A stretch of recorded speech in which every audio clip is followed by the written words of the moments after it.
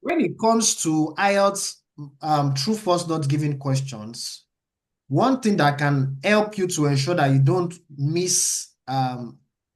you don't end up at the wrong address for true, false, not given. You can use this for true, false, not given. You can use this for gap filling questions. You can use this for multiple choice questions. Okay. You can use it for matching features. You can use it for matching sentence endings. Is to read keywords in two questions. So the next question I want to solve now is number 2.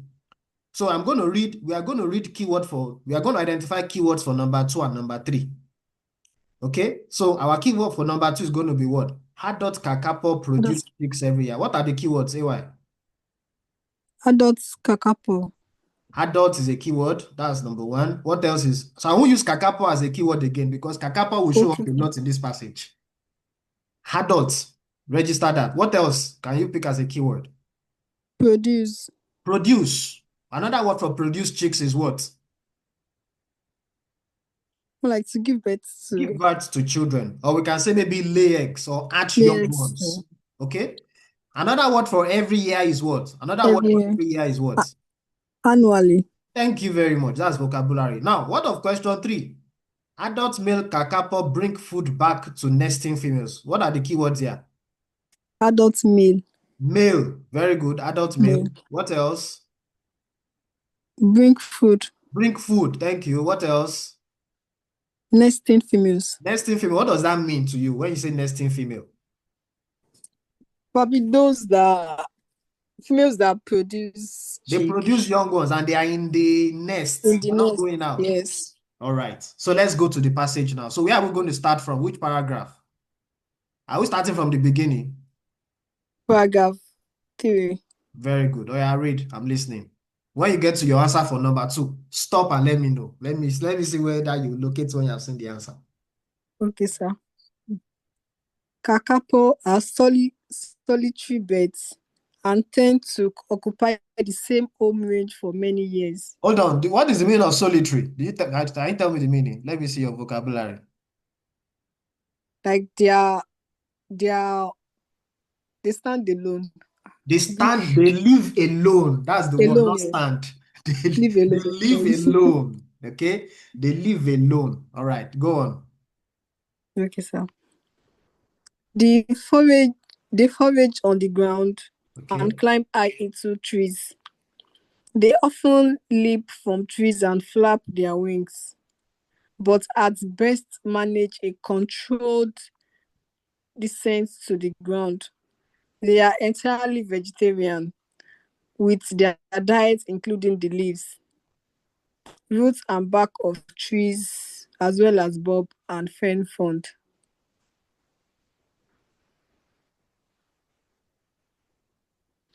Have you seen Kakapo bread. Okay. Go ahead. You have not seen the answer. Go ahead. Yes, sir. Kakapo breeds in summer and autumn, but only in years when food is plentiful. Males play no part in incubation or chick rearing. Females alone incubate eggs and feed the chicks. The 1 to 4 eggs are laid in soil, which is repeatedly turned over before and during incubation. The female kakapo has to spend long periods away from the nest searching for food, which leaves the unattended eggs and chicks particularly vulnerable to predators. Alpha, have you seen your answer yet? No.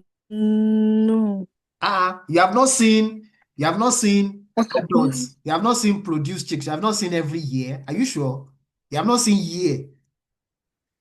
The answer should be false. Why is it false?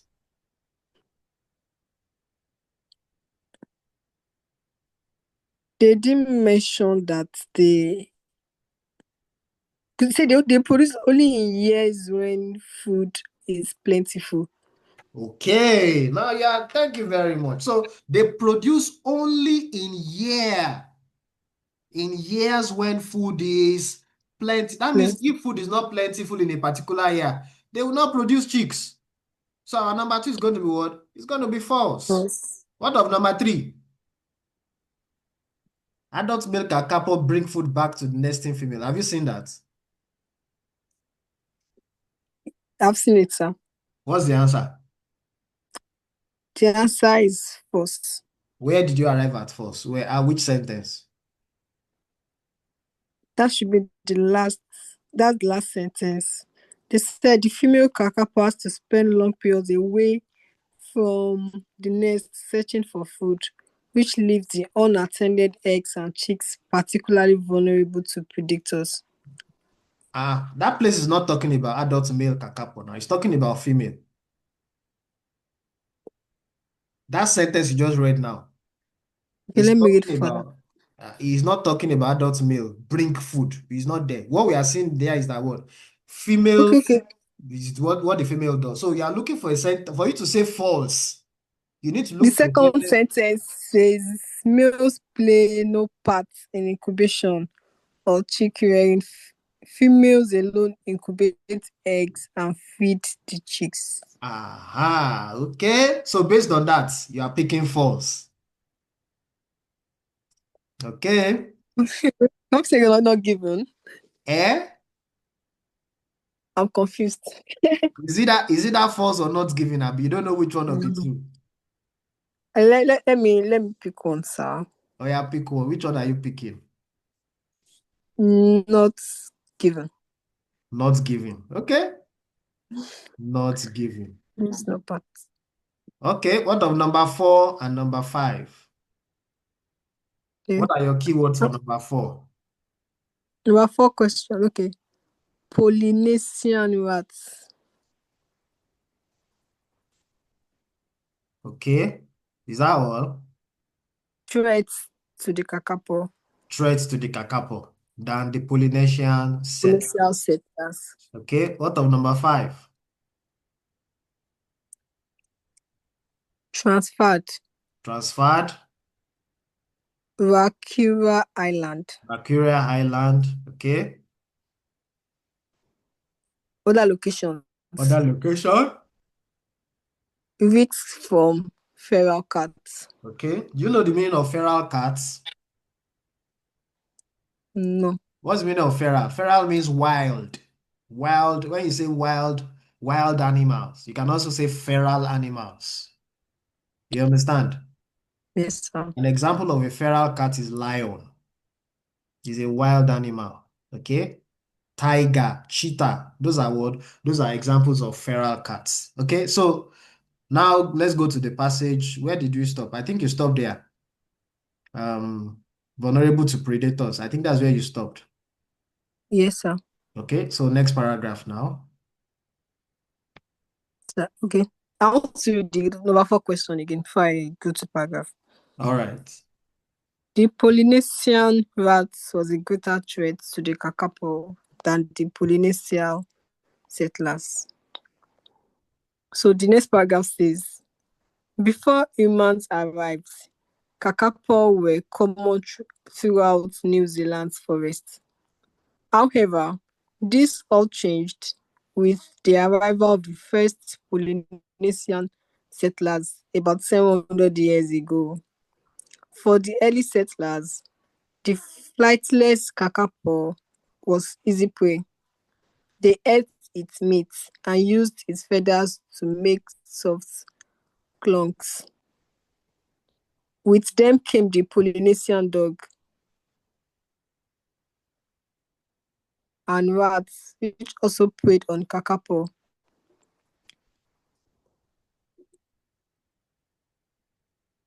By the time European colonizers arrived in the early 18th, kakapo had become confined to the central North Island and forested parts of the South Island. Okay. Have you seen your answer? Yes, sir. So what's the answer? The answer is false. For number four, right? Yes, sir. How did you arrive at false?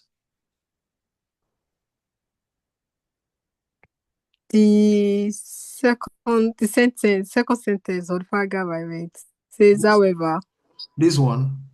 yes, sir, these Okay. all changed when the arrival of the first Polynesian settlers about 700 years ago. For Okay. the early settlers, the flightless kakapo was easy prey. They ate its meat and used its feathers to make soft cloaks. With Ah, them, you are so based on that you are picking false. I think you have mixed. You are not focusing on the keywords that you should focus on. So you are making one of the mistakes I talked earlier on, not paying attention to all the keywords. The most important keyword here, anytime you are solving true, false, not given, and you see a comparative word, that word is your most important keyword. And that keyword there is going to be what? Greater. Greater. Anytime you see words like greater, only. Remember, there's a question we solved earlier on where they wrote only. No, yes, we sir, get in the passage. We saw that word other only. parents, Ehen.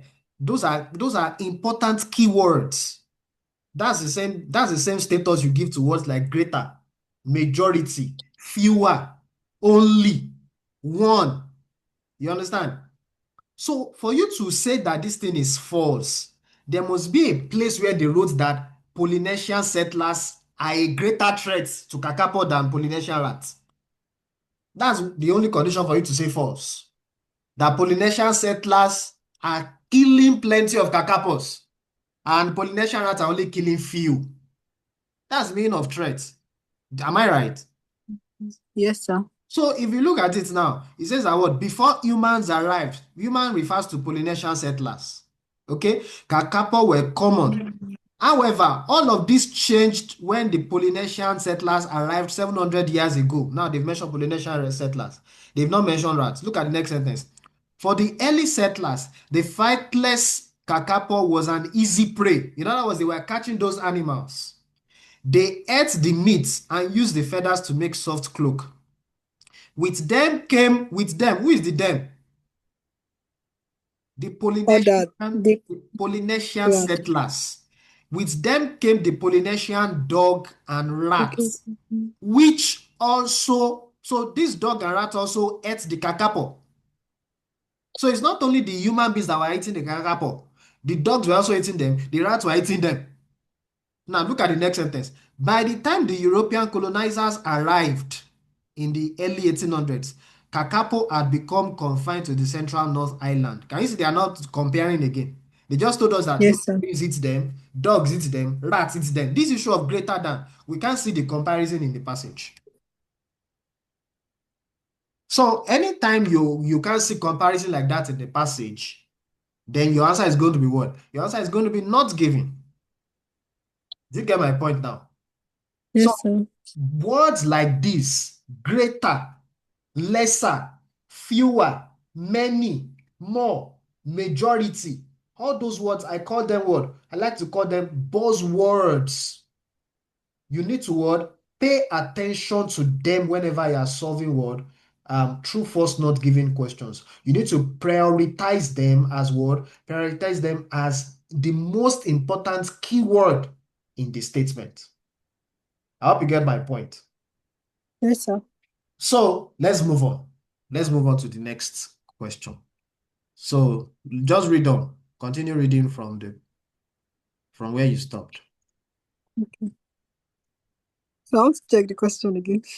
Okay, number 5. Ka- yes, kakapo were transferred from Wakura Island to other locations because they were tweaked from feral cats. So still the same paragraph. Okay. So I want to start with the last sentence, then move to the next paragraph. Okay. A great The kakapo were serious. Other predators such as cats, skunks, and two more species of rats were also introduced. The kakapo were in serious trouble.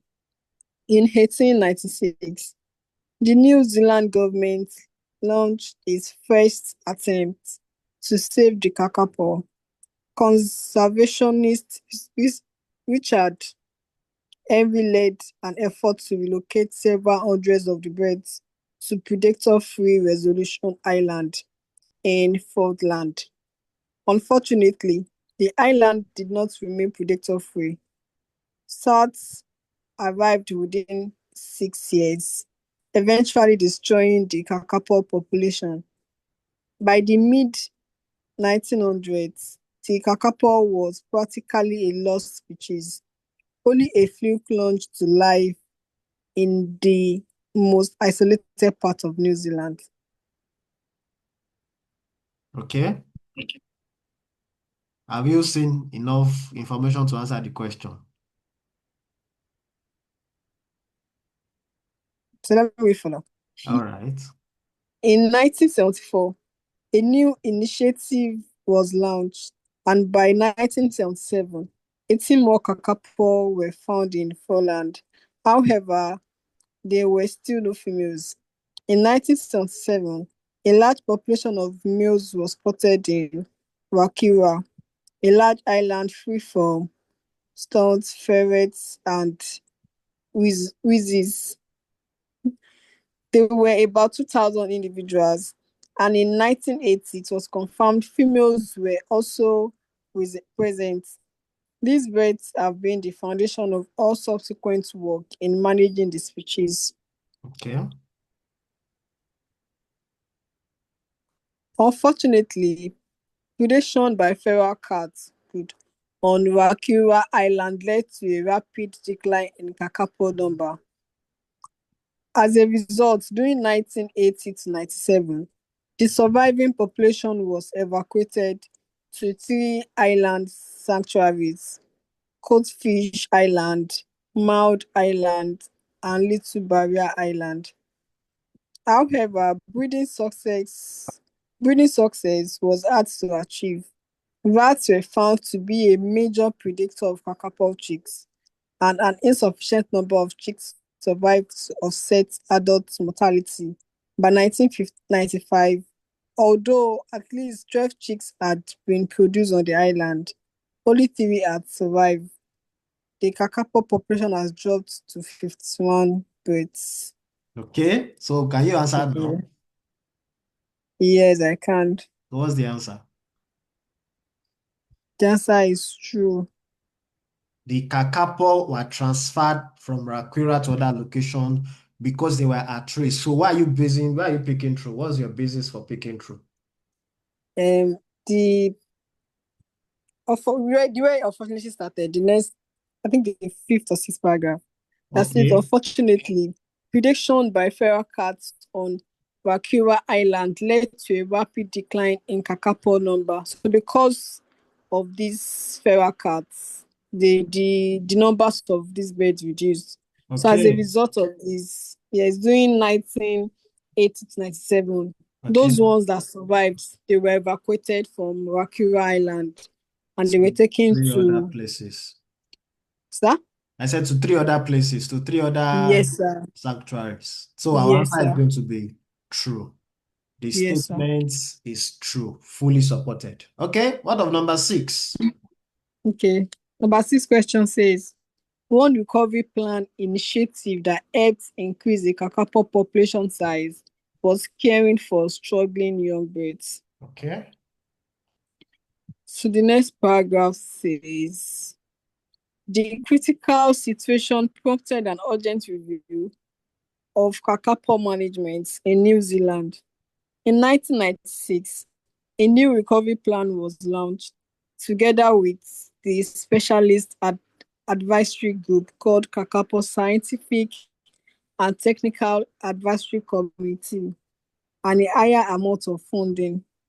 Renewed steps were taken to control predators on the three islands.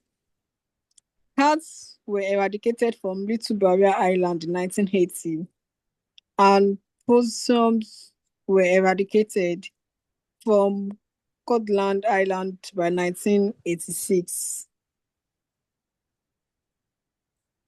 However, The population did not start to increase until rats were removed from all three islands and the birds were more intensively managed. This involved moving the birds between islands, supplementary feeding of adults, and rescuing and raising any failing chicks.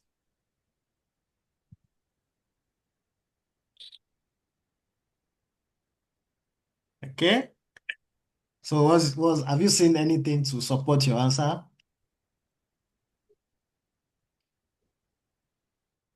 Yes, sir. So what are you going to pick? I'll pick true. True. Why are you picking true?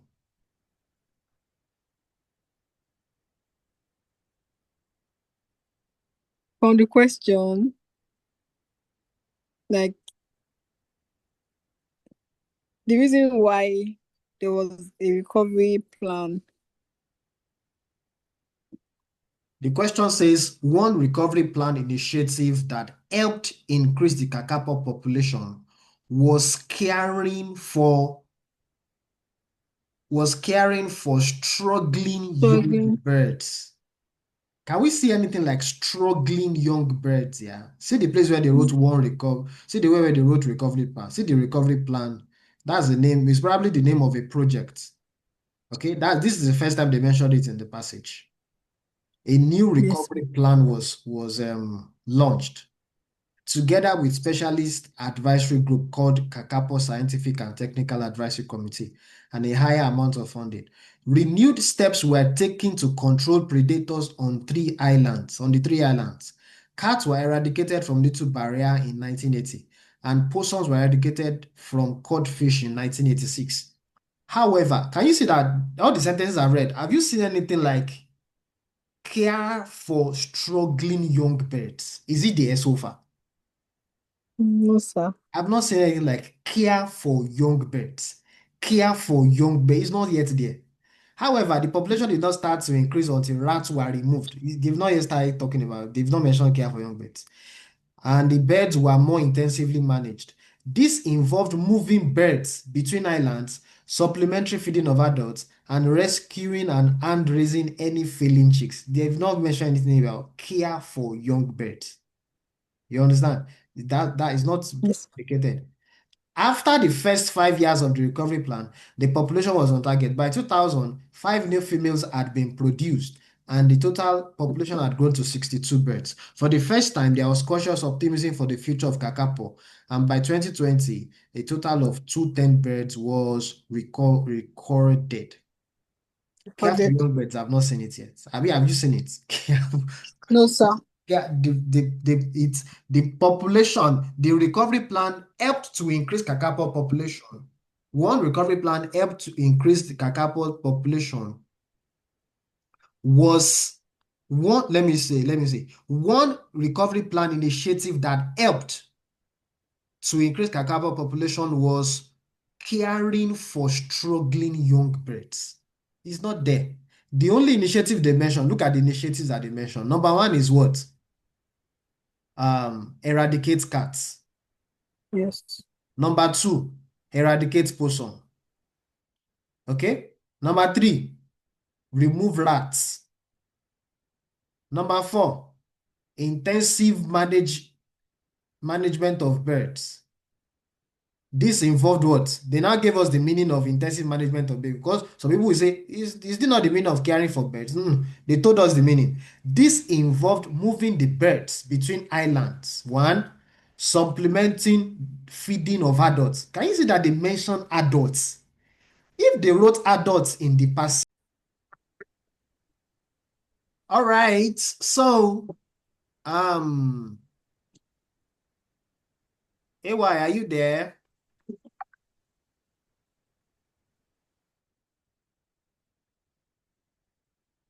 Richard Henry. Where did we see Richard Henry in this passage now? Richard Henry.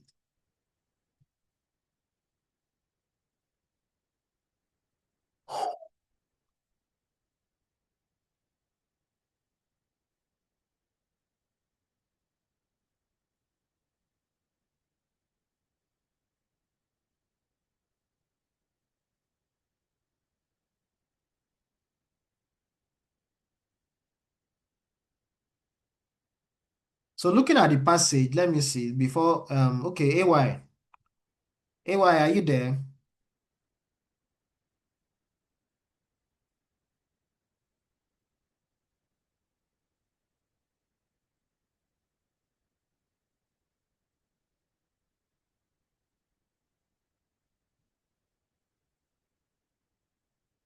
Ayomi Paul, you can unmute yourself.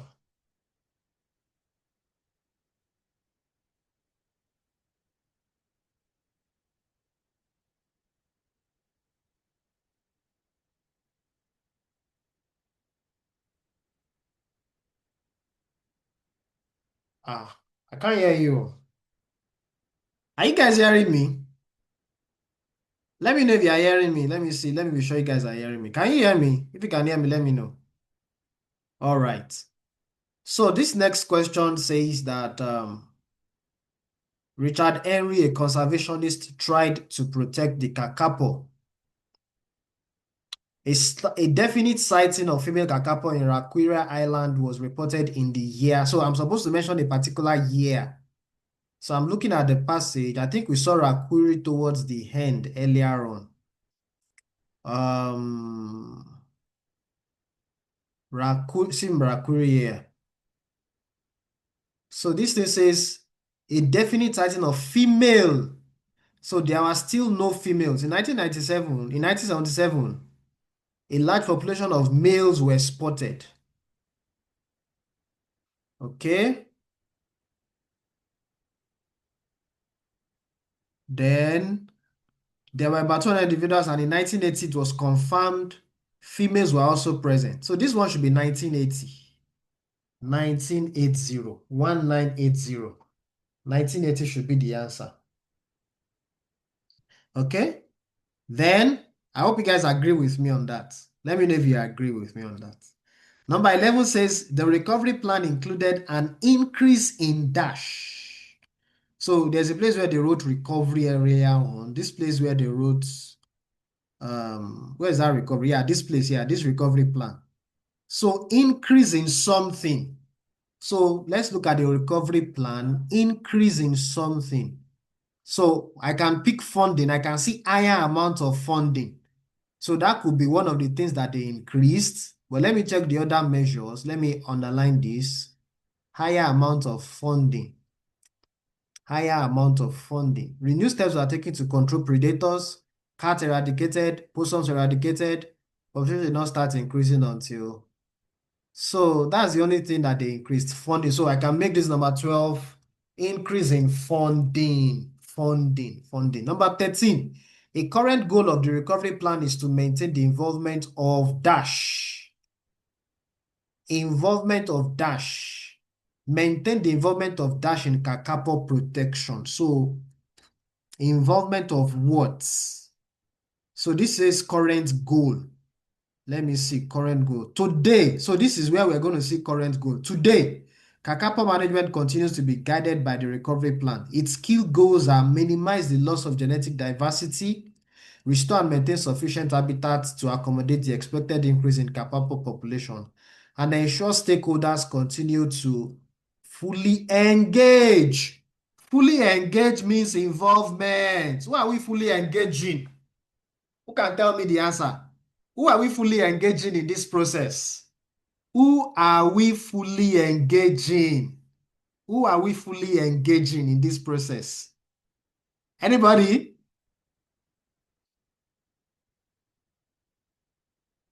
Who are we fully engaging? Thank you very much. Stakeholders. Stakeholders. Somebody says, how did I get 1980? I got it from the passage. I got it from the passage. Look at it here. Okay, so let me show you how I got 1980. Richard Henry, okay, a conservationist tried to protect kakapo, okay? Then he says a definite sighting of kakapo, female kakapo was found in Rakwiri. So Rakwiri is my keyword. So I saw Rakwiri. Where is Rakwiri now? Look at it though. Look at Rakwiri here. Can you see Rakwiri here? So I started reading from this place, okay?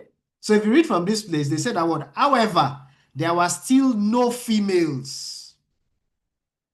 Okay? In 1977, a large population of males was spotted. A large island free from what? Where did they spot a large population of males? In Rakwiri. There were about 200 individuals. And in 1980, it was confirmed females were also present. That's where I saw my 1980. Can you see?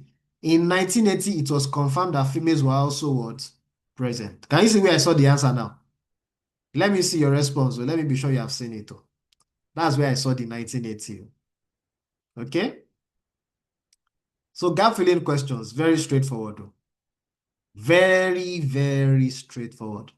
This is the easiest, one of the easiest question types. In fact, to me, gap filling questions are the easiest question types in IELTS reading. Okay, so because of our time, let me just solve the remaining. I want to make sure I finish all this thing, finish everything. So I'm just going to move through the remaining passage, the remaining parts, part 2 and part 3, and just watch as I solve. If you have any questions as I solve, feel free to ask your question. Okay, so like I said, I start with my keywords. This is matching information questions. The question says that what? Which section contains the following information? Reference to research problems that arise from there being only a few surviving large elms. Okay, so my keywords for this 19 to 23, Matt Elliott, Karen Russell, Peter Bourne. Okay. Then for the gap filling, uses of a popular tree for hundreds of years. The only tree that was more popular in Britain than elm was dash. Okay, so I'm going to go to my passage. So here I'm going to take it paragraph by paragraph. I only identified a few keywords. I didn't identify all the keywords. The major keywords I am using as my guide are these matching features keywords. Okay, because of time, I want to move very fast. That's what I do. Once I see that there are matching features in my set of questions, I'll just use them as my keyword, and then I'll take the passage paragraph by paragraph. So look at it. Around 25 million elms, accounting for 90% of all elm trees in the UK, died during the 1960s and 70s of Dutch elm disease. In the aftermath, the elm, once so dominant in the British landscape, was largely forgotten. However, there is now hope the elm may be reintroduced to the countryside of central and southern England. Any reintroduction will start from a very low base. The impact of the disease is difficult to picture if you hadn't seen what was there before, says Matt Elliott. See Matt Elliott here. Says Matt Elliott of the Woodland Trust. Can you see, the moment I saw that name, my mind came back to this stuff, because I registered it in my mind earlier on as keywords.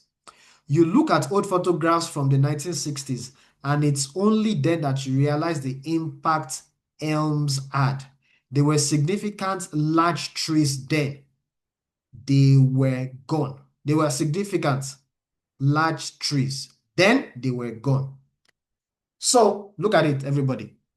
Matt Elliott can be matched to what? Based on what I saw here, if a tree gets infected with Dutch elm disease, the damage rapidly became visible. The damage rapidly became visible. So this sounds like what Matt Elliott is saying here.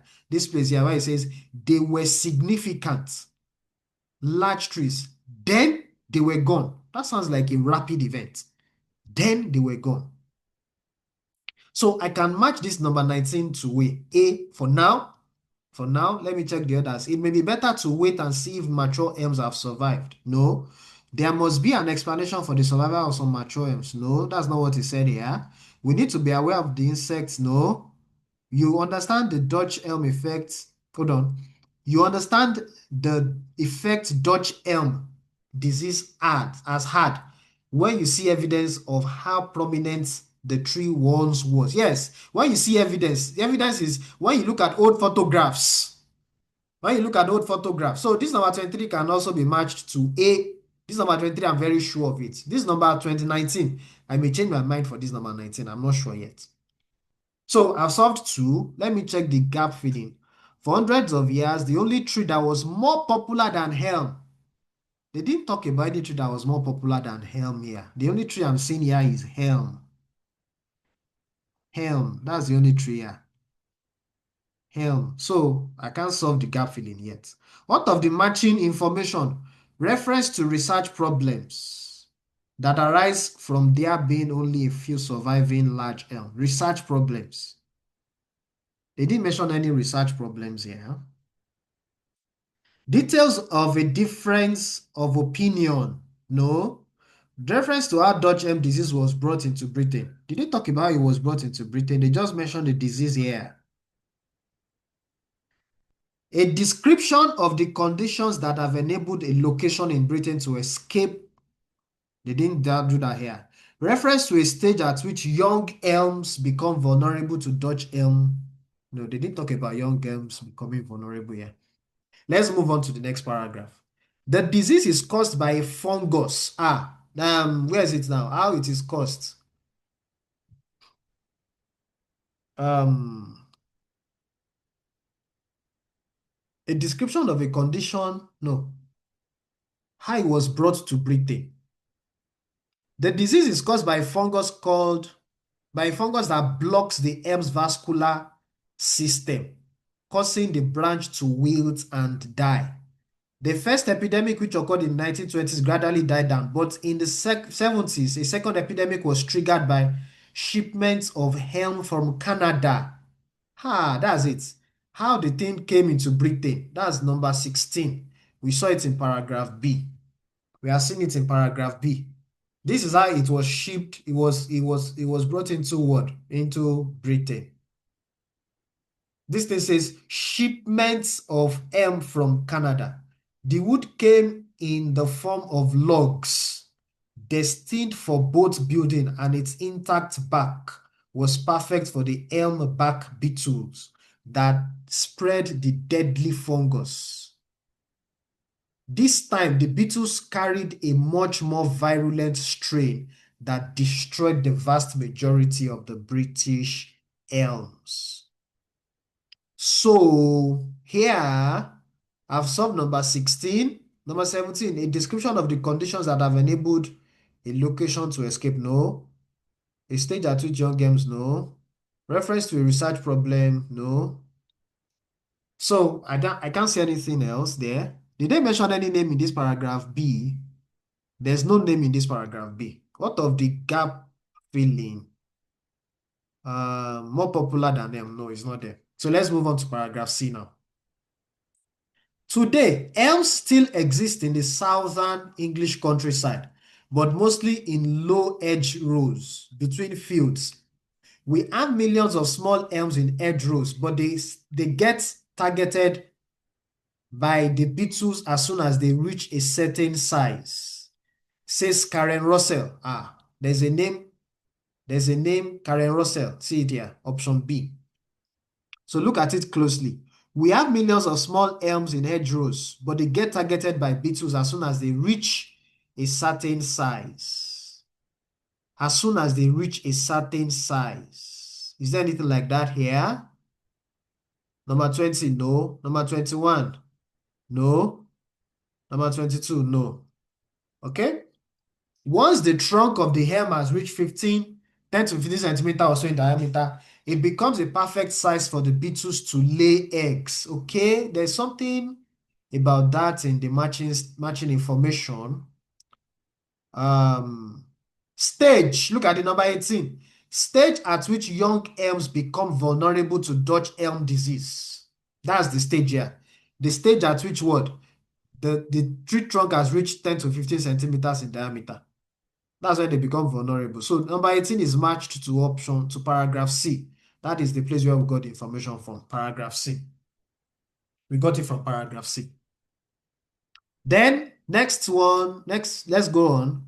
Yet mature specimens have been identified in countries such as Cambridgeshire, in counties such as Cambridgeshire, that are hundreds of years old and have mysteriously escaped the epidemic. There's one where they talked about some. Number 17. A description of the conditions that have enabled a location to escape the Dutch elm disease. A location. So I'm looking for this description of the condition now. We have seen the location. The location is Cambridgeshire. Let's see whether they will describe the condition here. The key, Russell says, who is Russell? Karen Russell. The key is to identify and study those trees that have survived and work out why they stood tall when millions others succumbed. Nevertheless, opportunities are limited as the number of these mature survivors are relatively small. Oh, that's research. Reference to research problems that arise from there being only few surviving large elms. Can you see? Number of survivors is relatively small. And so their opportunity is limited. That's it. That's the research problem. We don't have as many trees as we need to be able to do the research. So this can be matched to paragraph C. Somebody say, but you picked C before. Yes, we can pick it twice. They already wrote it here. You may use any letter more than once. So it's allowed. It's allowed. Okay? Next one. Next paragraph. For centuries, elm ran a close second to oak. Aha. There's a place where they mentioned another tree. Another tree. The only tree that was more popular in Britain than elm is oak. O-A-K. O-A-K. Oak. For centuries, elm ran a close second. Can you see a close second to oak? In other words, oak was more popular than elm. Do you get it? I hope you guys are still following me. So,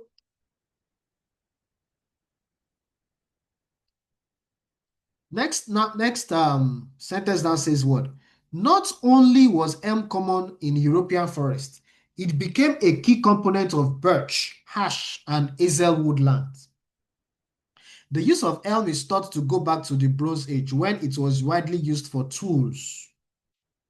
Elm was also preferred material for shields and early swords. In the 18th century, it was planted more widely and its wood was used for items such as storage crates. So they're talking about the uses here. It was also suitable for items that experienced high levels of impact and was used to build the keel of 19th century sailing ship Cortisac, as well as mining equipment. 18th century. This thing says 19. Okay, see 18th century here. 18th century here. So this place says, starting in the Bronze Age, many tools were made from elm and people used it to make weapons. In the 18th century, it was grown to provide wood for boxes and... What is our answer? Who can tell me? Based on this place that I'm highlighting.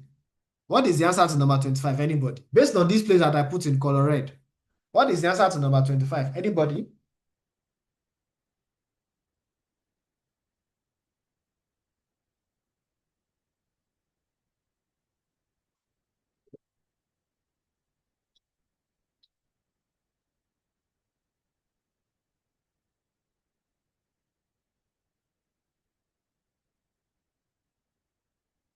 Okay.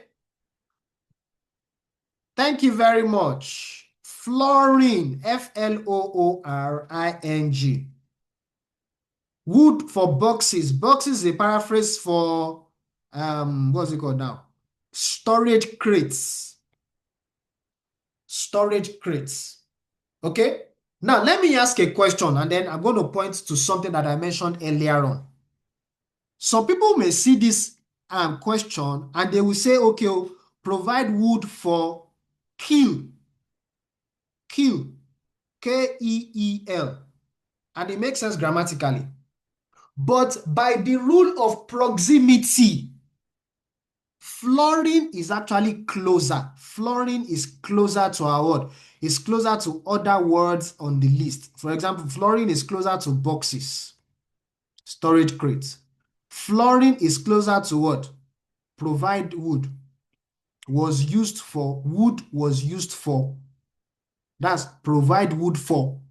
Wood was used for. Provide wood for.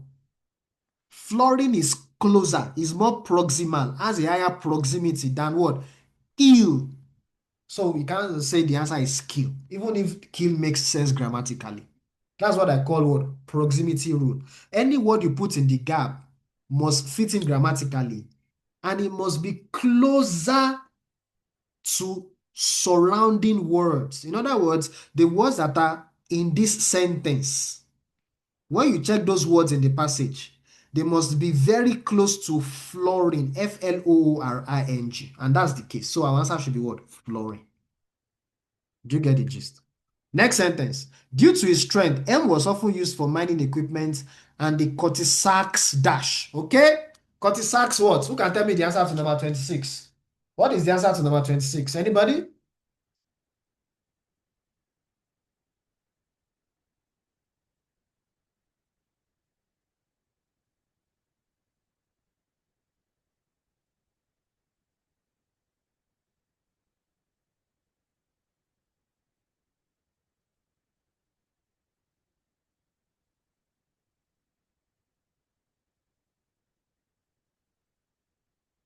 Okay. I'm seeing two things here. Somebody wrote sheep. Another person wrote Keel. Which one of the two is correct? Let's look at it closely from the passage.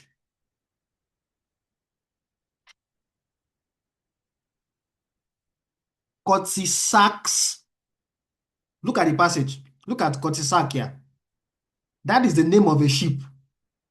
Cortisac is the name of a sheep. Look at what they wrote in the passage. It was also suitable for items that experienced high levels of impact and was used to build the keel of the 19th century sailing ship, Cortisac. So Cortisac is the name of a ship.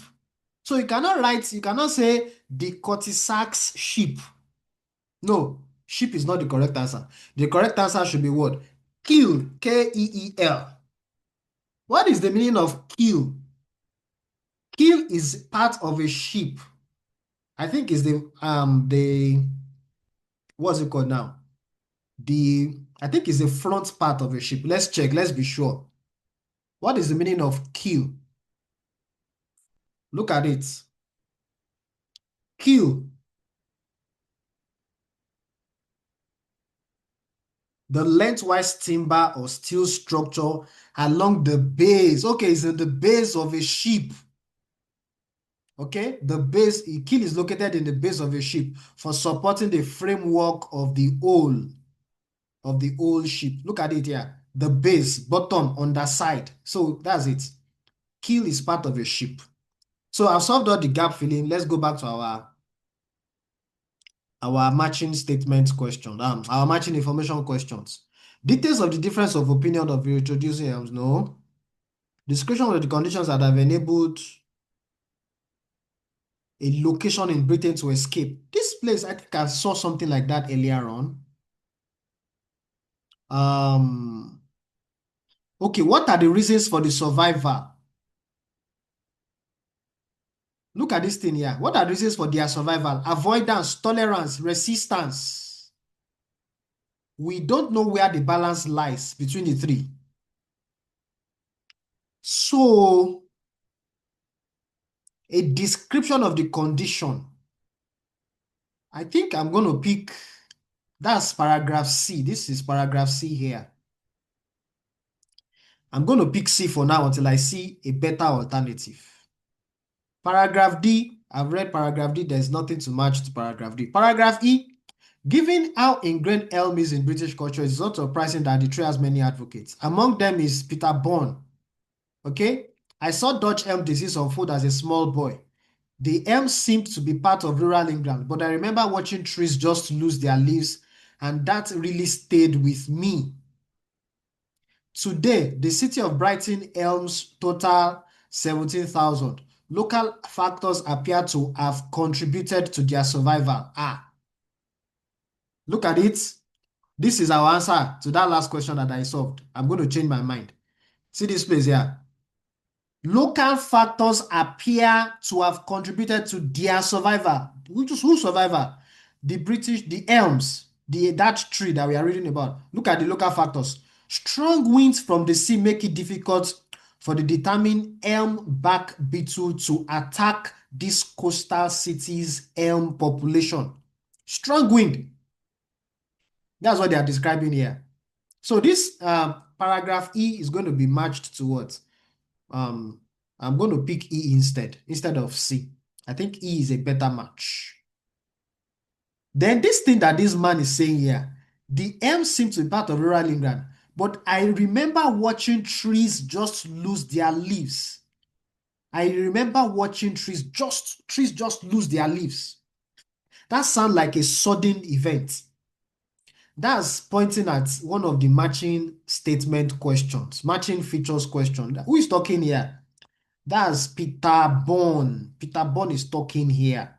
He says he remembers just watching the trees just lose their leaves. That's where is it now? If a tree gets infected with Dutch elm disease, the damage becomes rapidly visible. Peter Bond. So I want to change my mind from A to what's it called now? To Peter Bond. That's C. I think it should be C. Based on the fact that I said that word, he said that really stayed with me. They lose their leaves. You will see it. That's visible. Compared to A that I picked earlier on. Let me Google. I picked it based on something I saw in the beginning of the passage where I said that you look at old photographs from the 1960s, and it's only then that you realize the impact that elms had.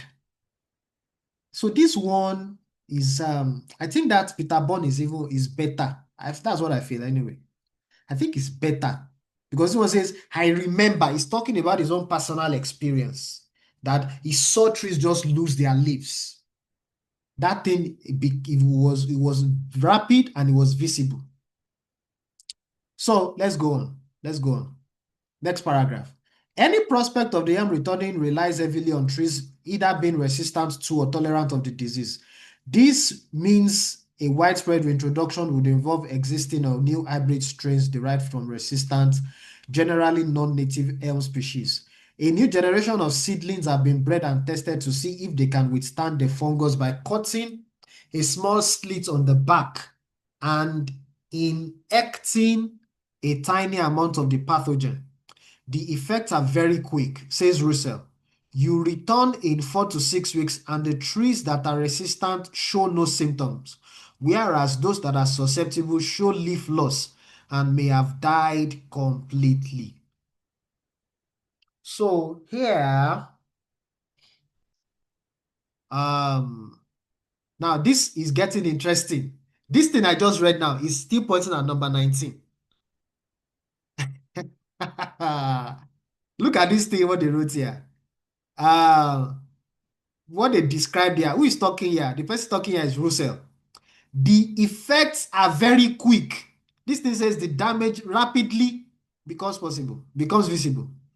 You return in 4 to 6 weeks, and the trees that are resistant show no symptom, whereas those that are susceptible show leaf loss. You say if a tree gets infected with Dutch elm disease, the damage rapidly becomes visible. It's sounding like this is also the answer. This number 19. I don't know. Any of the three can even not be the answer now. So this is getting tricky. So I'll just leave that number 19 alone. Number 19 cannot make me get band 2. It's not possible. I'll just leave it alone. I'll not stress myself. Number 20. It may be better to wait and see if mature elms have survived. That have survived continue to flourish. Okay, I've not seen anything like this. There must be an explanation for the survival of some mature elms. There must be an explanation. Oh, okay. Let me finish up the passage. All of this raises questions of social acceptance, acknowledges Russell. If we are putting elm back into the landscape, a small element of it is not native. Are we bothered about that? Hold on. There's something like that in the matching information. Difference of opinion about the value of reintroducing elms. That's what they are talking about here. Value of if you are putting elms back into the landscape, a small element that is non-native, are we bothered about that? For her, the environmental case for reintroducing elm is strong. They would host wildlife, which is a good thing. Others are more wary. On the face of it, it seemed like a good idea, says Elliot. The problem it suggests is that you are replacing a native species with a horticultural analog. You are effectively cloning. So yeah, they are discussing what? Difference of opinions. That's paragraph G. So number 15, I'm going to pick paragraph G for number 15. I'm going to pick paragraph G for number 15. I've solved everything from 14 to 18. 19 to 23, I am left with 3 questions here. I've solved everything from 24 to 26. So I'm left with 21 to 22. I'm in 20 to 22. So let's see. It may be better to wait. Who is the person talking about wait? All right, look at this sentence here. Sometimes the best thing you can do is just give nature time to recover over time. This is talking about wait. Give nature time to recover over time. So he says it may be better to wait and see if mature elms that have survived continue to flourish. That's what they are talking about here. That's Elliot's. Matt Elliot. Number 20 should be A. There must be an explanation for the survival of some mature elms. We need to be aware that insect carrying Dutch elm disease are not very far away. They are not very far away. Okay, so let me go back now and see who can we match that statement to. The insects are not very far away. Who said that?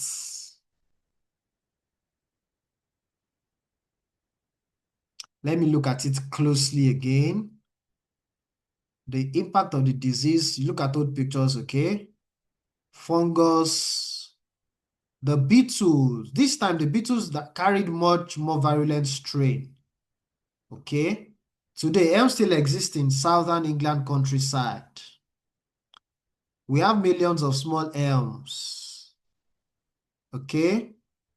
They enter the elm, the particular size of the beetle, okay, the perfect size for the beetle.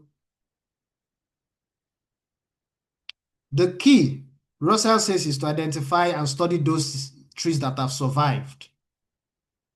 There must be an explanation for the survival of some mature elms. That's Russell. Number 21 should be B. Study those trees that have survived and find out why they stood tall. That is it. Explanation for their survival. Find out why they stood tall, why they survived when millions others succumbed. Nevertheless, opportunities are limited as the number of these mature survivors is relatively small. What are the reasons for their survival? Avoidance, tolerance, resistance. We don't know where the balance lies between the three. I don't know how it can be entirely down to luck. I don't see how it can be entirely down to luck. Oh, look at this sentence here. This sentence here, I don't see how it can be entirely down to luck. It means that what? It means that there must be a reason. This thing did not just happen by chance. There must be a reason for the survival of those trees. Who is talking here? That's Russell. Option B. There must be an explanation for the survivor. Yes, that's Russell. So it's still B. It's still B. The last one is 22. We need to be aware that insects carrying Dutch MDs are not very far away. So let me check. Not very far away. It's not in paragraph D. What of E? Amongst them is Peter Bourne. I saw the M as a boy. Local factors contributed to the survival. Hey, see this thing here? That's the answer. The threat is right on our doorstep. That means they are not very far away. Who is talking there? Peter Bourne. That's it. Number 22 is going to be what? It's going to be option C. Peter Bourne. Peter Bourne is going to be option C. So I've solved everything in part 2. Let's move to part 3 now, quickly. Let's move to part 3 now. Part 3. So, how stress affects our judgment. So we have multiple choice questions here. I'm going to solve these ones last. Let me do with the matching sentence endings. Okay, this is what we call matching sentence endings. Then we have yes, no, not given questions. Okay, all right, this is what I would do. Let me just take it paragraph by paragraph. In the first paragraph, the writer introduces the topic of the text by A. Some of the most important decisions of our lives occur while feeling stressed and anxious.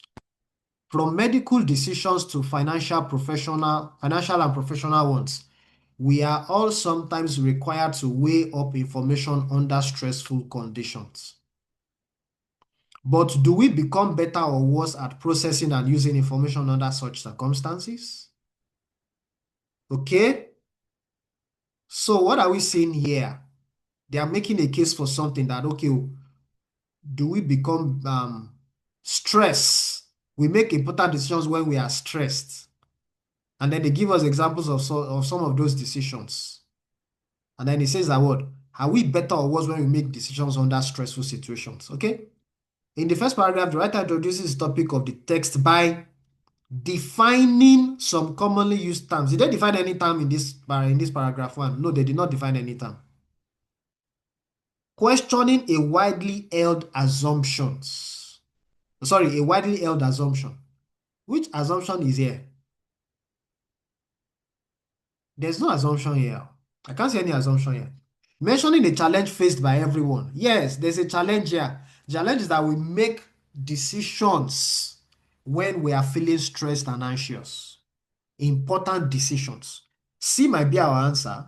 What of D? Specifying a situation which makes us most anxious. No, they didn't specify any situation that they gave different examples of situations that can make people anxious. Financial, professional. So they didn't really specify a situation. So I'm going to leave it as option C. Let me check the matching sentence endings. Is there anything I can solve based on what I just read in paragraph A? At times when they are relaxed, the firefighters usually, I've not seen firefighters. Yes, no, not given. The tone of the content we post on social media, I've not seen social media, so let me just go on. My colleague and I, both neuroscientists, wanted to investigate how the mind operates under stress. So we visited some local fire stations. Okay, firefighters. Firefighters. Then paragraph B says, what point does writer make about firefighters in the second paragraph? Okay. Firefighters' work day vary quite a bit. Some are pretty relaxed. They'll spend their time washing the truck, cleaning equipment, cooking meals, and reading. Other days can be hectic with numerous life-threatening incidents to attend to. They'll enter burning homes to rescue trapped residents and assist with medical emergencies. These ups and downs presented the perfect setting for an experiment on how people's ability to use information changes when they feel under pressure. So what does it make about firefighters? A, the regular change of stress level in their working life makes them an ideal subject. Yes, the regular changes of stress level in their working lives. This A is a very good answer. The strategies they use to handle stress. They didn't talk about strategies used to handle stress here. Did they mention strategies that they use here? They didn't mention strategies they use to handle stress here. The stressful nature of their job is typical of many public service. No, no, no, no. This is not, it's not typical. They didn't say it's typical. They didn't say it's typical here. And then it doesn't even look, it only becomes stressful on days when there are incidents. Look at the other options carefully. Option C says the stressful nature. No, I don't think it's stressful nature. It's not really, it's only stressful on some particular days. That's what I can pick from what I read. Option D says their personal. No, no, it's not personality. Forget personality. So I'm left with A for number 28. Let me check the matching. Let me check the matching sentence endings. At times when they are relaxed, the firefighters usually, that's when you say they read books. Look at it now. Some are pretty relaxed. This place here, this is where my answer would be. The firefighters usually what? When they are relaxed, wash truck, clean equipment, cook, read. So let's check. A is not the answer. B is not the answer. C is not the answer. D is not the answer. E is not the answer. F is not the answer. Hold on. Oh. At times when they were relaxed, the firefighters usually made them feel optimistic, took relatively little notice of bad news, responded to negative and positive information the same way. I don't think I've seen the answer yet.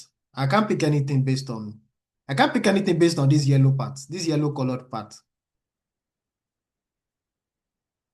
Behaved in similar manner.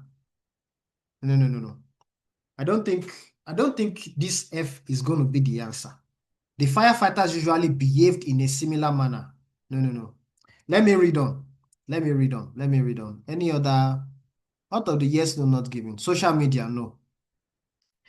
Next paragraph. What is the writer doing in the fourth paragraph? So this is paragraph 1, paragraph 2, paragraph 3 is just one sentence, paragraph 4. This is how we arrived at these results. We asked the firefighters to estimate their likelihood of experiencing 40 different adverse events in their life, such as being involved in an accident or becoming a victim of card fraud. We then gave them either good news that their likelihood of experiencing these events was lower than they thought, or bad news that it was higher, and asked them to provide new estimates. So this is the fourth paragraph. The researchers told the firefighters to estimate something. And then they told them something, and then they asked for another question. What is writer doing in the fourth paragraph? Explaining their findings. No, it's not explaining findings. It's describing what they did. It's describing what they did, the procedure. Justifying the approach. No. Setting that. No. Describing their methodology. That's it. It's describing the method, what they did to get their what? To get their result. That's what it's doing here. It's describing their what? Describing their methodology. Okay? In the seventh paragraph, the writer described the mechanism in the brain in which, okay, hold on, we found that perceived threat acted as a trigger for stress reaction that made the task of processing information easier for firefighters, but only as long as it conveyed bad news. Okay, so this place is telling us their findings, and then the next paragraph tells us how they arrived at the finding. Okay. People are normally quite optimistic. They will ignore bad news and embrace the good. This is what happened when firefighters were relaxed. Can you see we are seeing that issue of relaxed again? That takes me back to that matching sentence questions. At times when they are relaxed, firefighters usually, can you see that? So based on this thing I put in color red, in fact, let me just read everything. Let me just highlight everything.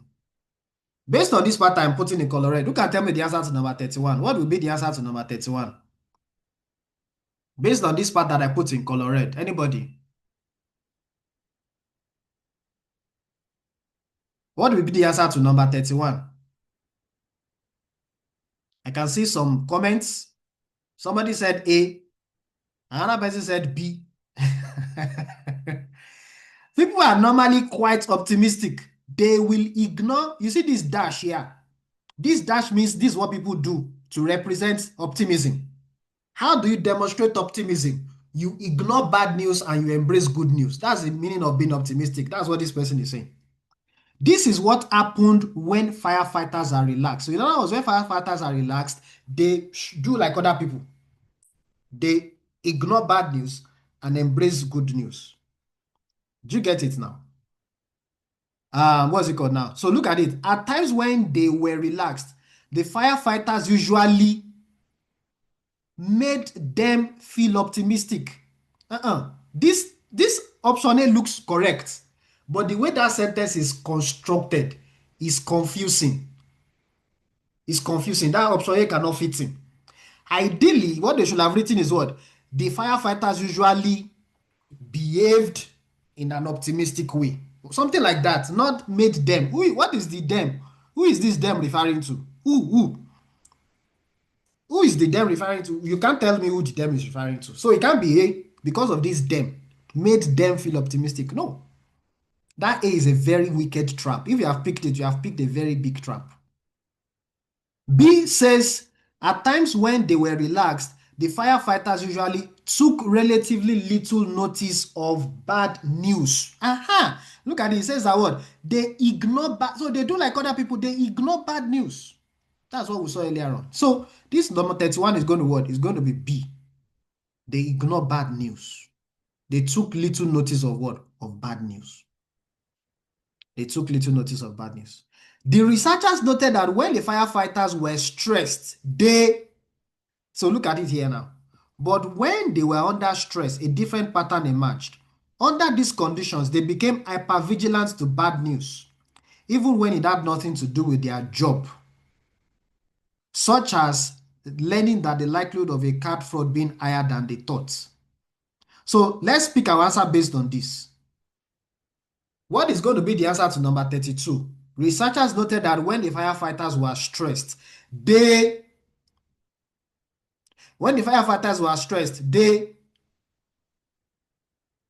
did what? Let me see the answer you guys are posting. Okay? Somebody said F. Who else supports F?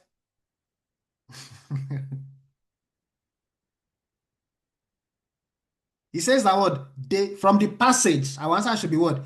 They became hypervigilant to bad news. They became hypervigilant to what? To bad news. What is the meaning of hypervigilance? Hypervigilance means you become you are looking out more attentively for bad news, for bad thing that is about to happen. So answer cannot be A, answer cannot be B. We have even used B before. Responded to negative and positive information. Answer cannot be C because we are looking for something that has to do with negative, because this thing does not mention positive stuff. Okay, so it can't be C. That C is tricky.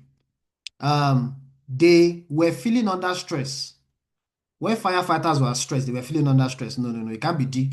When firefighters were stressed, they put them in stress. Who is the them? E is out. When firefighters are stressed, they behaved in a similar manner regardless of the similar manner. G, they thought it's more likely that they would experience something bad.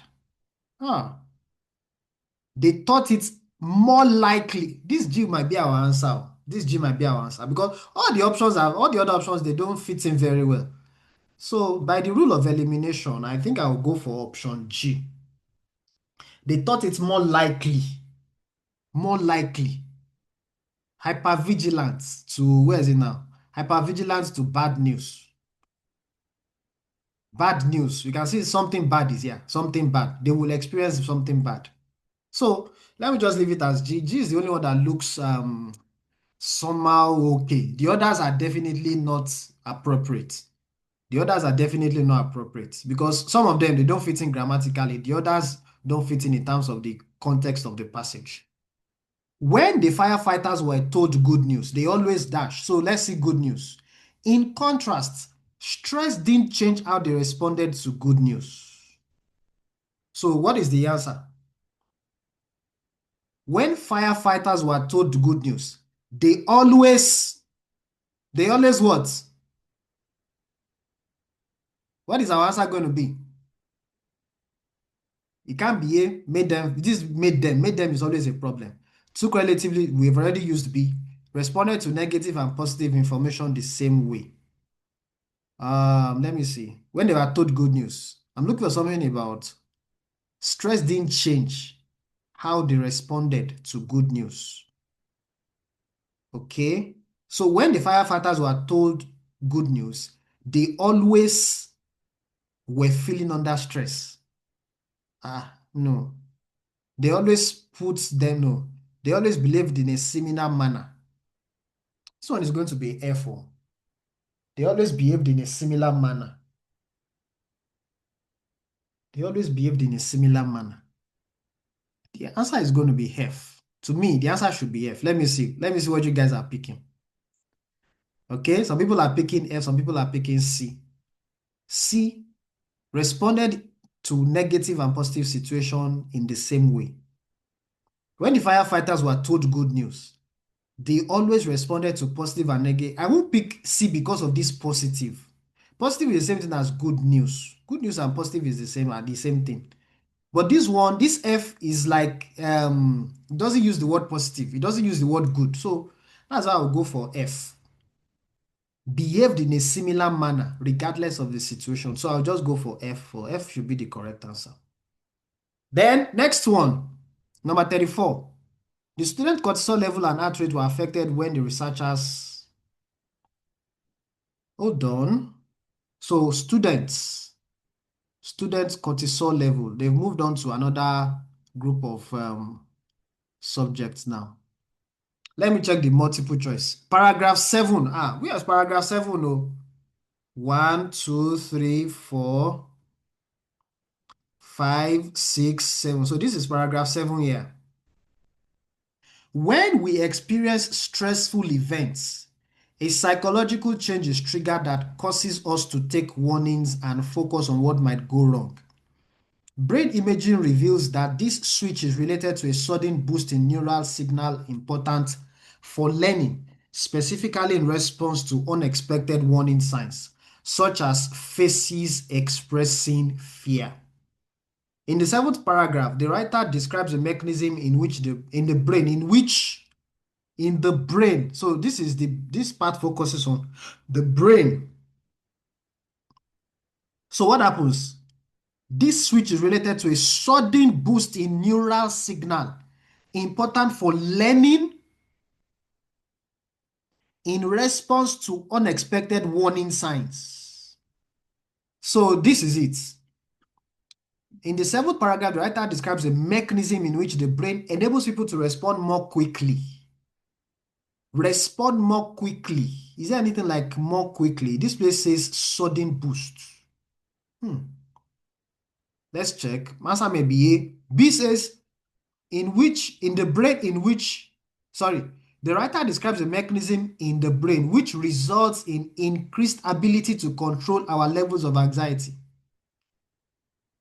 Control our levels of anxiety. There's nothing like control levels of anxiety here. Produce heightened sensitivity to indication.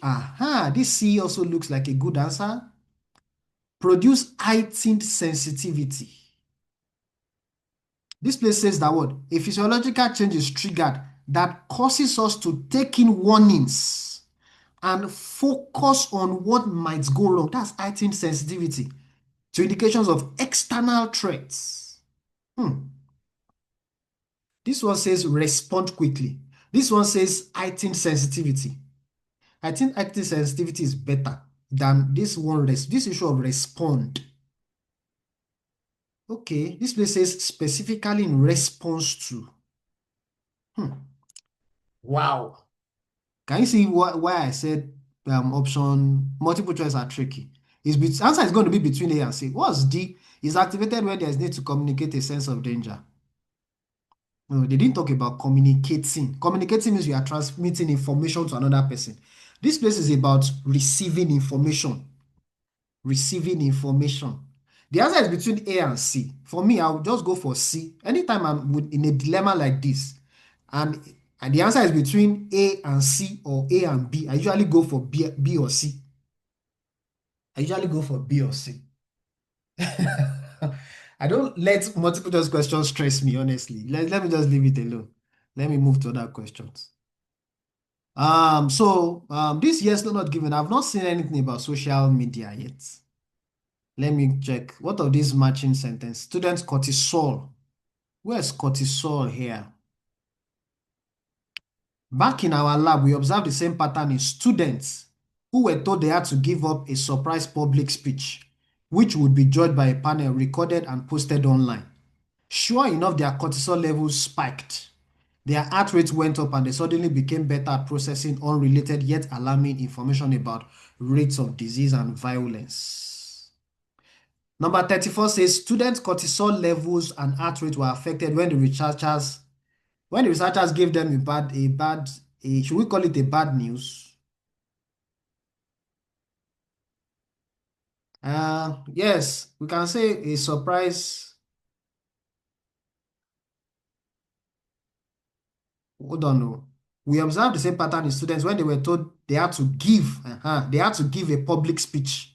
That's more like a bad news. It's a bad news to students. That kind of news is bad. Students' cortisol level and heart rate were affected when the researchers made them feel optimistic. No. Took credit. No. Respond. No. No. Put them in stressful situation. Yes, that's it. So this thing put them in a stressful situation. That's option E. I've not used E before. Number 34 is going to be E. Somebody says, can we use any letter more than once in this matching sentence endings? No, it's not possible. You can't use any option more than once in matching sentence endings. You can only use an option once. Even if they don't write it, that's the pattern. That's the usual thing. In matching sentence endings, you can't use any option more than once. In matching headings, where you give titles to paragraphs, you can't use any heading more than once. Okay? Now let's look at number 35. In both experiments, negative information was processed better when the subjects were under stress. That's option D. We're feeling under stress. Option D. It should be option D. We're feeling under stress. We're feeling under stress. So I've solved all the matching sentence endings. I am left with yes, no, not given. 36 to 40. The tone of the content we post on social media tends to reflect the nature of the posts in our feeds. All right, let's see. Social media. When our ancestors found themselves surrounded by hungry animals. So a neural switch automatically increases and decreases our ability to process warning. Okay. We don't even need to be in the same room. Studies show that look at this place here. Studies show that if we observe positive feeds on social media, such as images of a pink sunset, we are more likely to post uplifting messages ourselves. Look at it. Based on this sentence I'm highlighting, what is my answer to number 36? The tone of the content we post on social media tends to reflect the nature of the post in our feeds.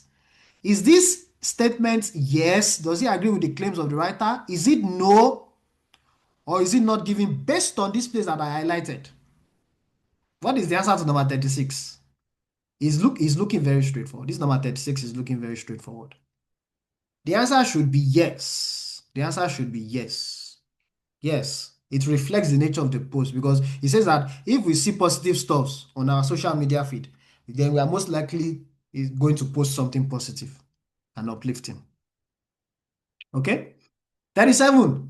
Phones have greater impact on our stress levels than other electronic media device. So that question I was solving earlier on. Remember what I said about buzzwords like greater. So I need to closely pay attention and be sure that they are going to compare phones and other electronic media devices. So let's look at it closely. Where did I see social media earlier on? We saw social media here. So next sentence, there's nothing like phones there. Next sentence, next paragraph, in some ways, including emails and texts. Repeatedly checking your phone according to a survey conducted is related to stress. In other words, a pre-programmed psychological reaction, which evolution has equipped us with to help us avoid famished predators, is now being triggered by online posts. Social media posting, according to one study, raises your pulse, makes you sweat, enlarges your pupil more than most daily activities. So you see that here, this thing says phones have a greater impact on our stress levels than other electronic media devices. Did you notice that? In fact, let me even ask, what is your answer to number 37? Let me see. Let me see what you guys will say. What is your answer to number 37? Yes, no, or not giving. What's your answer to number 37? Somebody is saying yes, okay? Is anybody who is supporting her? Let me look for two more answers. Let me wait for two more answers before I talk. Let me wait for two more answers before I talk. Who else supports yes for number 37? Okay, somebody says no. For you to say no, that means you are saying that there's a contradiction. That you are saying that phones have a less stressful effect. That's the meaning of no. What do you mean is that if you say no, what you are saying is that what the passage is telling us that what phones have a less stressful effect. That's the meaning of no. If you say yes, that means you are saying that phones have a more stressful effect than. Now, those of you that have picked yes, can you see other electronic media in the passage? Is it there in the passage? Can you see it there in the passage? Is it there? That place that I highlighted earlier on. This place, where is it now? This last sentence. Or let's take it from this place. This place that I put in color yellow. Is there anything here about other what is the example of electronic media devices? Laptop, radio, television. Those are electronic media devices. Okay? Let me show you to confirm. Look at it. Oh. I'm going to copy this thing and I'm going to show you on Google. Electronic media devices. Let's see what Google will tell us. Let's see what Google AI will tell us are categories of electronic. Can you see? TV. Can you see what I said? Radio, smartphone. So that passage mentions smartphones. It now compares it to other electronic devices. Computer. Can you see what they are calling electronic media devices? So, ladies and gentlemen, this thing should be what? It should actually be not given. It's not no, it's not yes. The answer should be what? Not given. You can't say that. Some people say that, what of that place where they wrote daily activities? I don't know. Daily activities can mean exercise. I'm exercising. I'm doing push-up. I'm skipping. That's not a media device. As a matter of fact, I can't even think of any media device that you use often for your daily activities. Which media device? Which media device do you use to cook food? Cooking food is part of your daily activities. Washing clothes, washing machine is part of your daily activities. So you can't use daily activities as a paraphrase for what? For watching television. You can't use it as a paraphrase for what? For listening to radio. Do you understand now? So this thing should be what? Should be not given. Should be not given. Number 38, the more we read about a stressful public event on social media, the less we are able to take the information in. Okay, so let's check out what we um let me clean this yellow stuff. So it says the more we read about stressful public event is a keyword here, the less we're able to take the information in. So look at the next paragraph. The fact that stress increases the likelihood that we will focus on more alarming messages, together with the fact that it spreads extremely rapidly, can create collective fear that is not always justified. After a stressful public events, look at it, oh, public events, okay? Take note of that thing I highlighted. This place says public events too. Question 38. Such as a natural disaster or a major financial crash, there is often a wave of alarming information in traditional and social media, which individuals become aware of. So we have seen this issue about what? The more we read about stressful public events on social media, we have seen it here. This place says what? There is a wave of information, social media. Now we are looking for this second part. The less we are able to take it in, take the information in. We need to look for that part. If we don't see it, our answer will be not given. So let's check it out. But that has the effect of exaggerating the existing danger. And so a reliable pattern emerges. So if I want to stop there, I'm not sure. Let me see whether I can continue. It seems like I've. And so a reliable pattern emerges. Stress is triggered, spreading from one person to the next, which temporarily enhances the likelihood that people will take in negative reports, which increases the stress further. Can you see what is happening there? The more we read about those events, the less we are able to take the information in. Is it the less? This says what? It says, where is it now? Where is the stuff I just read now? Uh, this place here. Stress is triggered. Look at this thing here. People will take in. Can you see this thing here? Can you see that this is contradicting what is in question 38? It's contradicting it 100%. So the answer should be what? The answer should be no. The answer should be what? Should be no. It's not the less. The more we read about it, the more we take it in. That's what we are seeing in the passage, which further increases stress. And as a result, people cancel trips. Okay? Even if the disaster took place across the globe, stocks are sold, even when holding on is the best thing to do. Stress created by social media posts can lead us to take unnecessary precautions. So what is the answer to number 39 based on this last sentence here? What is the answer to number 39? What is the answer to number 39?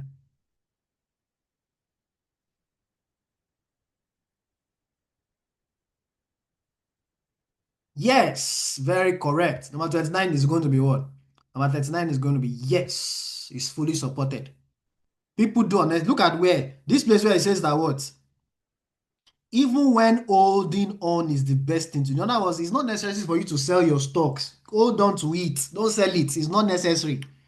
You understand? And then look at this place now. Trips are cancelled, even if the disaster took place across the globe. In other words, there was earthquake in one country, and you are in another country very, very far away. Yet you cancelled your trip.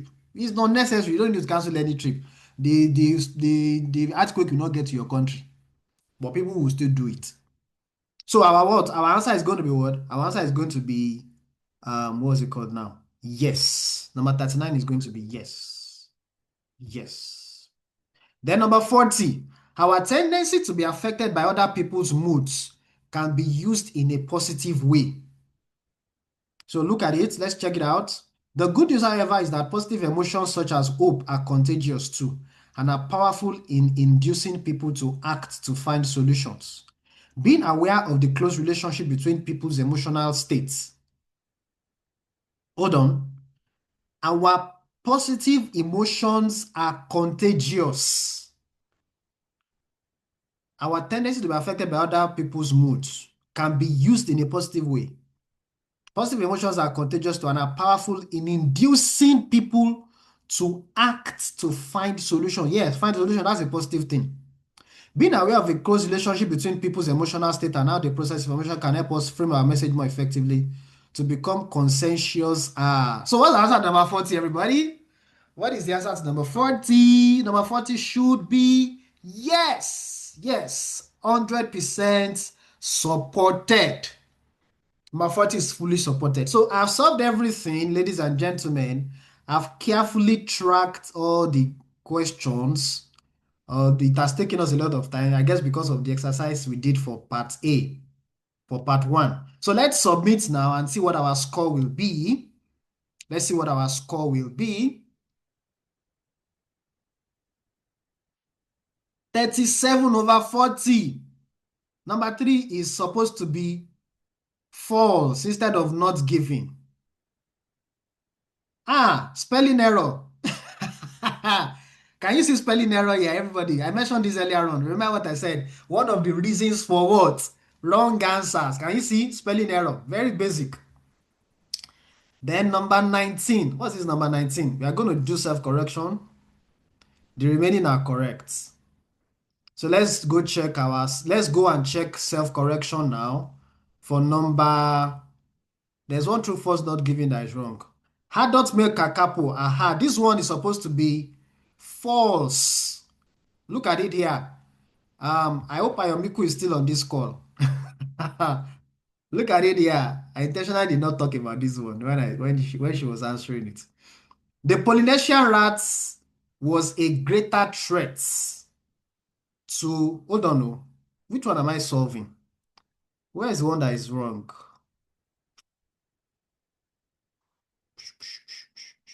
Number three, adult male kakapo bring food back to nesting females. Okay? Adult male kakapo bring food back to what? Nesting females. So look at what they say here in the passage. Let me show you the trick for this thing. This thing here actually sometimes I wonder how they arrive at the answer, why it is not given, why is it false. But look at it, let me show you. Number three, so this passage will tell us closely why. In this place is actually very straightforward. Look at this sentence here. Males play no part. Can you see that part? Males play no, in other words, they are not involved at all. Males play no part in incubation. What's the meaning of incubation? The process by which a bird sits on his eggs until the eggs hatch. That's incubation. Males do not involve in that process. Chick rearing. Chick rearing means what? You are taking care of the chickens. How do you take care of the chickens? Feed them. Feed them. Feed them. In other words, females alone. Can you see that they are telling us that what? Adult male are not involved at all. Females alone. Just like one place where we saw only. I think this is number one, only. So we can as well say that what? Only the females incubate the egg and only the females feed the chick. So this thing should be false. Males are not involved at all. At all, at all, at all, at all. The passage clearly tells us that males are not involved at all. Okay? That's that for number. Then there's another one. That's stakeholders. I think we are clear about that one. It's a plural issue. Then part two. We didn't get any question wrong in part two. I think I got everything right in this. Okay, part two.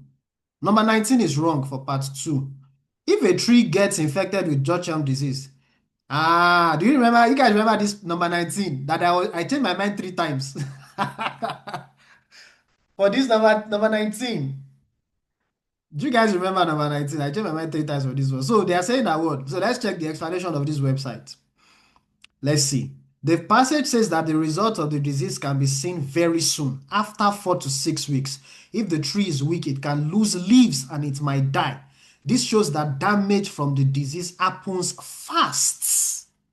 Fast. That's what they attributed it to Russell. It was Russell that talked about it. That's number 19 in the passage. Look at it here. Where is it now? Look at it here. The disease is very quick. So that's where when they were talking about putting the fungus inside the tree, and then the thing happens in 2 weeks. So remember what I was saying? I said I saw something for A, I saw something for B, I saw something for C. I just said let me just leave it anyhow. So that's that for that. Then next one, part 3. I think I got all the multiple choice questions right. Then the matching sentence endings to all right. Then the yes, no, not giving all correct. So ladies and gentlemen, you see the way I solved this set of what? Full reading tests now. So your job now is to what? Take this thing step by step.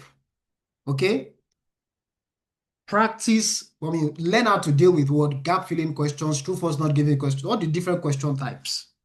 And then once you have dealt with them, you have mastered how to solve them, you can now start what? Treating the question. You can now start treating full reading tests. Okay? And after every exercise, always take the time to do thorough self-correction. Okay? I hope you get my point. So I'm going to wrap it up on that note for today. We are going to, I will share the link to the recording with you in the group. I'll also share the link to a particular lesson that I taught on gap filling questions. For those of you who are new, who probably did not watch that, who are not around when I took that class. So I'll share the link to a recording on gap filling questions. Okay. That recording will help you a lot with gap filling questions so that you can master that part. If you have any question, I will also post assignments for you. Okay, a full reading test for you to do as assignment. So if you have any questions, just feel free, drop your question in the Zoom chat. I will attend to it as soon as I can. Thank you very much, everybody. Somebody says, let me see. Somebody says, my problem now is speed. How is speed your problem? Speed is not your problem now. Are you sure speed is your problem? If speed is your problem, then you need to read fast. The solution to the speed problem is to what?